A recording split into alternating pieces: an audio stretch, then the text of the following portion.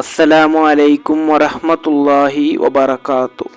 ಬಿಸ್ಮಿಲ್ಲಾ ವಲ್ಹಮ್ದುಲಿಲ್ಲಾ ವಸ್ಸಲಾತು ವಸ್ಸಲಾಮು ಅಲಾ ಅಶ್ರಫಿಲ್ ಮುರ್ಸಲೀನ್ ವ ಅಲಾ ಆಲಿಹಿ ವಸ್ವಹ್ಬಿಹಿ ಅಜ್ಮഈನ್ ಅಮ್ಮಾ ಬಾದ್.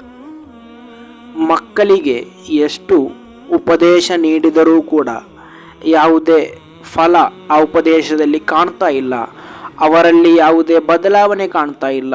ನಾವೆಷ್ಟೇ ಉಪದೇಶ ನೀಡಿದರೂ ಕೂಡ ಅವರದನ್ನು ಕೇಳ್ತಾ ಇಲ್ಲ. ಈ ರೀತಿಯಾದಂತಹ ಸಮಸ್ಯೆಗಳನ್ನು ಹೇಳುವಂತಹ ಅದೆಷ್ಟೋ ಪೋಷಕರಿದ್ದಾರೆ. ಇನ್ಶಾ ಅಲ್ಲಾ ಇವತ್ತಿನ ಹದೀಸ್ ತರಗತಿ ಮೂಲಕ ಮಕ್ಕಳಿಗೆ ಯಾವ ರೀತಿ ನಾವು ಉಪದೇಶವನ್ನು ನೀಡಬೇಕು, ಈ ಒಂದು ಹದೀಸ್ ತರಗತಿಯಲ್ಲಿ ಹೇಳುವಂತೆ ನೀವು ಉಪದೇಶವನ್ನು ನೀಡುವುದಾದರೆ ಖಂಡಿತವಾಗಿಯೂ ನಿಮ್ಮ ಮಕ್ಕಳಲ್ಲಿ ಬದಲಾವಣೆ ಕಾಣಲು ಸಾಧ್ಯ.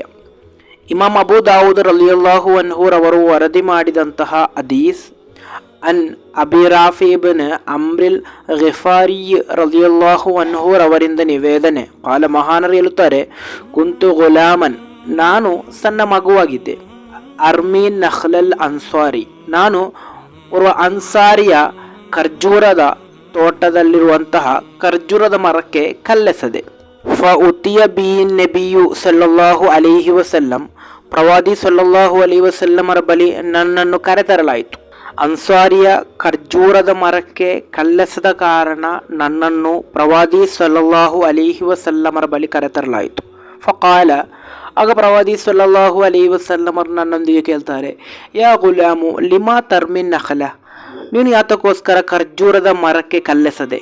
ಕಾಲ, ಆಗ ನಾನು ಹೇಳ್ತೇನೆ, ಆಕುಲು, ನನಗೆ ತಿನ್ನಲಿಕ್ಕೋಸ್ಕರ. ಕಾಲ, ಆಗ ಪ್ರವಾದಿ ಸಲ್ಲಲ್ಲಾಹು ಅಲೈಹಿ ವಸಲ್ಲಮರು ಮಾರು ಪ್ರಶ್ನೆಯನ್ನು ಕೇಳ್ತಾರೆ, ಫಲಾ ತರ್ಮಿನ್ ನಖ್ಲ, ನೀನು ಖರ್ಜೂರದ ಮರಕ್ಕೆ ಕಲ್ಲೆಸೆಯಬಾರದು. ವಕುಲ್ ಮಿಮ್ಮಾ ಯಸ್ಕುತು ಫಿ ಅಸ್ಫಲಿಹಾ, ಆ ಮರದ ಕೆಳಭಾಗದಲ್ಲಿ ಬಿದ್ದಂತಹ ಖರ್ಜೂರವನ್ನು ನೀನು ತಿನ್ನು. ಹಾಗೆಯೇ ನಿನಗೆ ಹಸಿದಿದ್ದರೆ ಖರ್ಜೂರದ ಮರದ ಕೆಳಗೆ ಬಿದ್ದಿರುವಂತಹ ಖರ್ಜೂರವನ್ನು ನೀನು ತಿನ್ನು, ಹೊರತು ಮರಕ್ಕೆ ಕಲ್ಲೆಸದು ಬೀಳಿಸಬೇಡ ಎಂದು. ಸುಮ್ಮ ಮಸಅರ ಅಸಹು, ನಂತರ ನನ್ನ ತಲೆಯನ್ನು ಸವರಿ.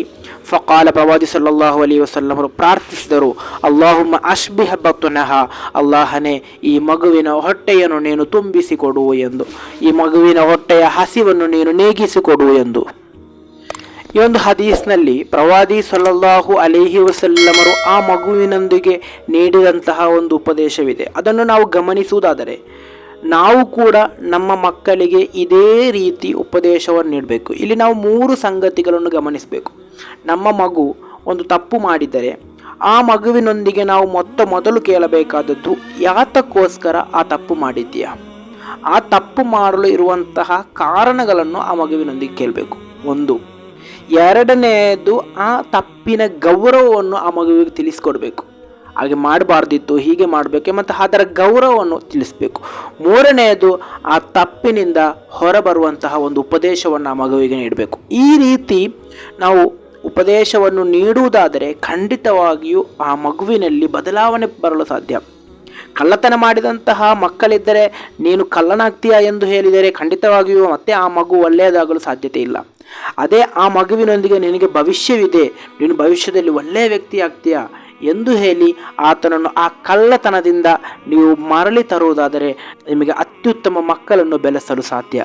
ಆದ್ದರಿಂದ ಪ್ರತಿಯೊಂದು ಪೋಷಕರು ಕೂಡ ತಮ್ಮ ಮಕ್ಕಳಿಗೆ ಬೇಕಾದಂತಹ ರೀತಿಯಲ್ಲಿ ಉಪದೇಶವನ್ನು ಕೊಡಿ, ಹೊರತು ಒಡೆದೋ ಬಡಿದೋ ನೀವು ಎಷ್ಟೇ ಉಪದೇಶ ಕೊಟ್ಟರೂ ಕೂಡ ಅದರಿಂದ ನಿಮಗೆ ಫಲಕಾರಿ ಕಾಣಲು ಸಾಧ್ಯವಿಲ್ಲ.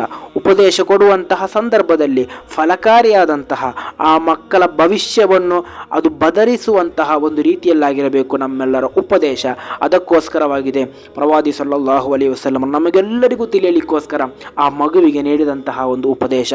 ನಾವು ಕೂಡ ಅದೇ ರೀತಿ ನಮ್ಮ ಮಕ್ಕಳಿಗೆ ಉಪದೇಶವನ್ನು ನೀಡಿ ನೋಡೋಣ, ಖಂಡಿತವಾಗಿಯೂ ಅವರಲ್ಲಿ ಬದಲಾವಣೆ ಬರುತ್ತದೆ.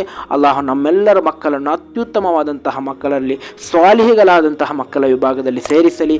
ಅಸ್ಸಲಾಮು ಅಲೈಕುಂ ವರಹಮತುಲ್ಲಾಹಿ ವಬರಕಾತು.